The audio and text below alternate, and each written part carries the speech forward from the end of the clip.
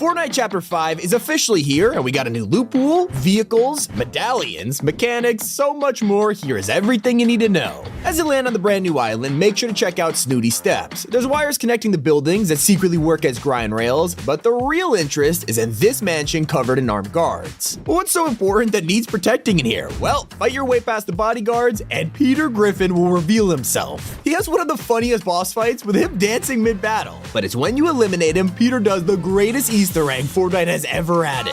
Congratulations on earning Peter's mythic hammer shotgun and medallion, which is a golden token, which also serves as your key card to get into the vault. Once you've equipped this, you unlock shield siphon, and the more medallions you earn, the quicker the siphon. Now there is a catch. Anyone holding a medallion will have their location revealed on the map, and the circle gets smaller every single time you equip a new one. There's 5 bosses around the island, so basically you're collecting these like infinity stones. Now of course Peter's just one of many, but he's by far the coolest with his own skin in the battle pass. This collab has been a long time coming, and so another item you could equip is Brian Griffin, except he's a llama. Pretty freaky, but not as cool as the Peter Copter glider.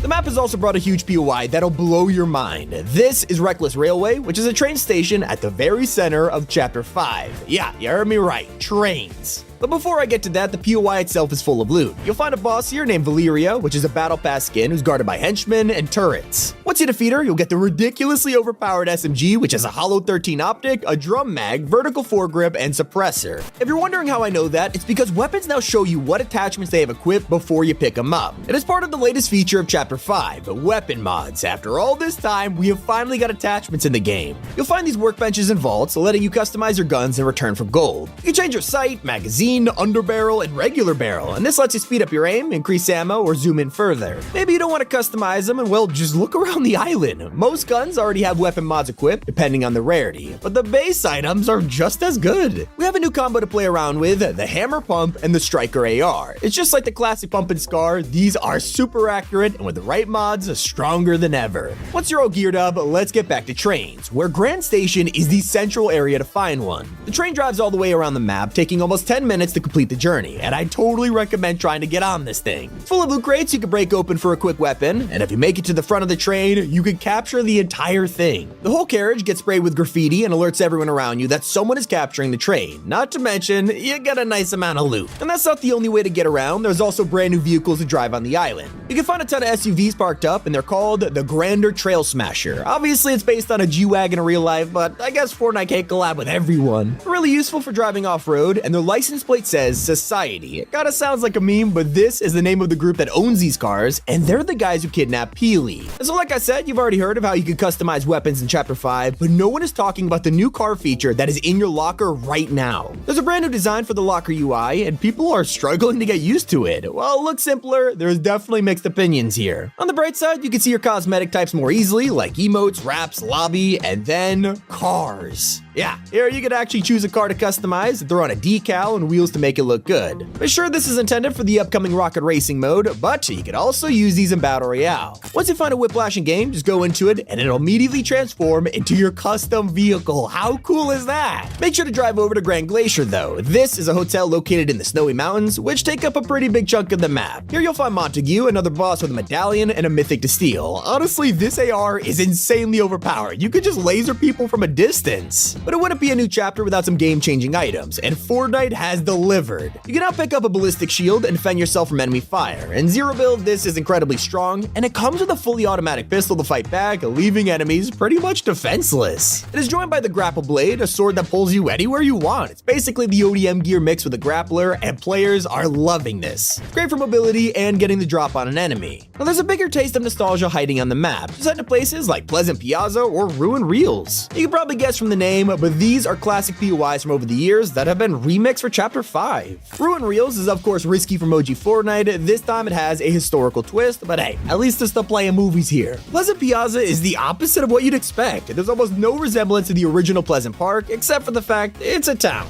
I will admit, I love the style of this place. It'd be a shame if someone destroyed it with, oh, I don't know, cluster bombs? These are the new clingers in Chapter 5. Once you throw them down, they explode in multiple pieces, making sure that no one can escape its wrath. Well, unless you parkour away from it, there's brand new movement features this season, not just the return of hurdling, but a fresh mechanic, wall climbing. I mean, come on, look how cool this is. It might save your life one day, so don't forget about it. And don't sleep on Lavish Lair, another POI in the snowy mountains, but this serves as the lobby background of At Domino's, order carryout online or by phone and get any one-topping pizza for $7.99 each.